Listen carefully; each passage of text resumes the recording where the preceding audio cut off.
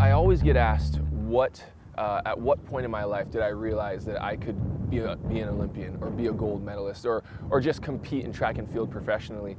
And the answer is not as simple as you would think. I mean, there was never one moment where I thought, aha, I'm the world's greatest. I mean, I could be the world's greatest. It really was gradual. It was a gradual, maturing process, and it started when I was in high school.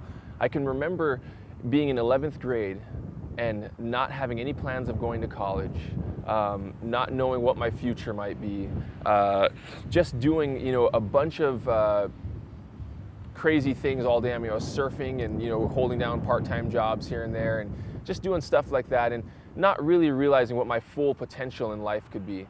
And it was about my junior year when I started doing well in track and field in high school, and I got some letters from some colleges, and I thought, well, maybe I could go to college. But my grades weren't good enough, so I thought, okay, I'll try to get my grades up.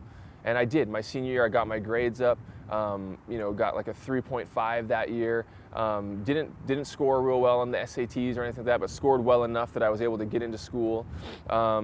And then, started looking at some schools and realized, oh, okay, I can go to college, but there's no way I can go to like a Cornell or anything like that. So I didn't even apply, even though I was getting letters from them. And I said, okay, I better go to a small school somewhere. And I wanted to go to Division I school, but I didn't think I was good enough in track or anything like that. And so I ended up coming to a small school called Azusa Pacific, which actually ended up being one of the best decisions I've ever made. And started doing track here. And even when I got to school, when I got to college, I talk a big game and I tell people I wanted to go to the Olympics and all that kind of stuff, but truly deep down inside, I didn't really believe I was good enough yet. And as I did my freshman year, I kind of got discouraged because I didn't do real well my freshman year. And then I went into my sophomore year and I did a little better, but not real well. And it wasn't until about my junior year that I had a big personal best in the decathlon, qualified for my first US championships. And stuff, some meets like that. Actually qualified for my first world championships from there. And it was at that point that I kind of realized, like, maybe I could be good, not like world class good, but I could be good on a US level.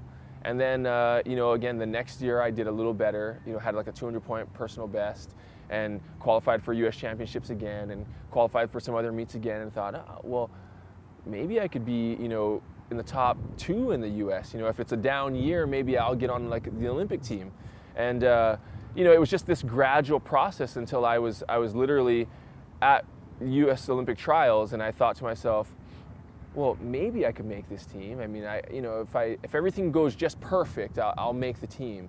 And at least I'll be able to call myself an Olympian. But I had no idea that I could win a medal. I mean, none whatsoever.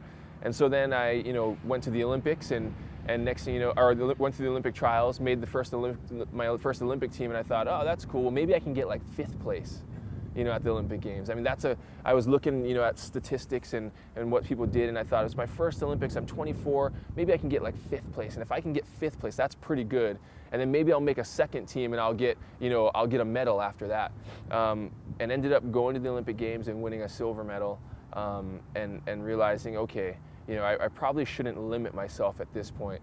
And so even though I kind of took the limitations off of what I thought I could do, I still didn't necessarily believe that it was going to happen. So I knew it was a possibility, but I didn't expect it to happen. And now that I've won the gold medal, I really feel like I can truly say, look, you can do anything you want to do and be anything you want to be. And like I was talking to you about earlier, if it comes down to hard work, I mean, there's nobody out there that's going to outwork me. And I've realized that I can make a lot of things happen by just putting my nose down, putting my head down, and just working my tail off. And that's what I've been doing the last few years, working hard, making good decisions, and I'm going to continue to do that to the next Olympic Games.